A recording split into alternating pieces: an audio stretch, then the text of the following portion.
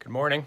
So we've been hired by a customer who had a water leak in their furnace room, but not inside the room. It was water coming up from underneath their slab, and he could hear it running. So called the town came and turned off the curb stop, and we did a couple tests and determined that there's a break in the water main coming from the town underneath the slab into the furnace room. But we're pretty sure that the break in the pipe is inside his house underneath his slab. So we're gonna start jackhammering his furnace room slab up and see if we can find it. Okay, so down in the furnace room, this is where the customer found the water. Now the water was pushing up through the slab, and you could see all the moisture coming up through the paint. So we had a locate company come out and tie onto the water main and locate it from here to the curb stop on the street. So we're pretty certain that it follows these marks on the floor. So we're going to try to jackhammer the floor up and see what we can find. And there's some old signs of where somebody did a repair in the slab years ago, so maybe it was just a bad repair, and hopefully we'll get lucky and find it there. So we're going to be jackhammering this floor up, of course. So to keep the dust down, there's some poly hung by the furnace and hot water tank, and we're going to install an extraction fan in that window to suck the dust from this room and blow it outside. We got Carson there, he's getting our tools ready to go, and we're going to start making some noise shortly. All right, thanks. Okay, so we found our leak in the pipe. There's a joint in the copper line right down there. And just in front of it, there was a rock pushing down on that copper pipe. It created a little bit of a pinhole. So we found it right away. So our plumber's coming to undo that joint and replace that piece up to the meter. Okay, so also we got lucky enough that there's some weeping tile on the floor and some drain rock. So what we're gonna do is Carson's digging a hole here for a sump pit. So we're gonna put a sump barrel in and a pump, and we're going to join these two pieces of weeping tile to it.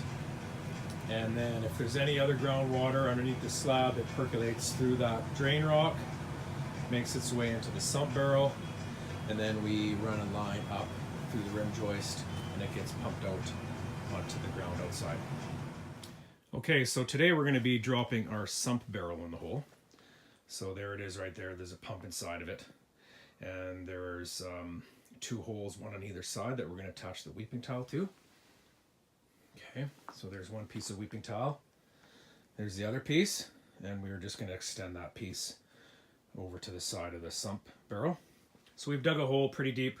We're going to put about 4 or 6 inches of gravel in the bottom, drain rock, set our barrel in there, level it all up, and the plumber's showing up in about an hour or so to fix our water leak, which is right there. This little hole, some type of corrosion, maybe a rock, maybe something sitting on top of it, but eventually wore through that copper pipe.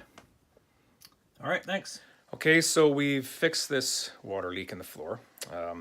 As I mentioned in the last video, we found a pinhole in the copper line underneath the concrete slab, and we fixed that all up. We also installed a sump in the ground as well. So this area has been known to have a bit of groundwater in the spring, so now there's a sump barrel in there, so if the water level gets too high, fills the sump barrel and pumps it outside.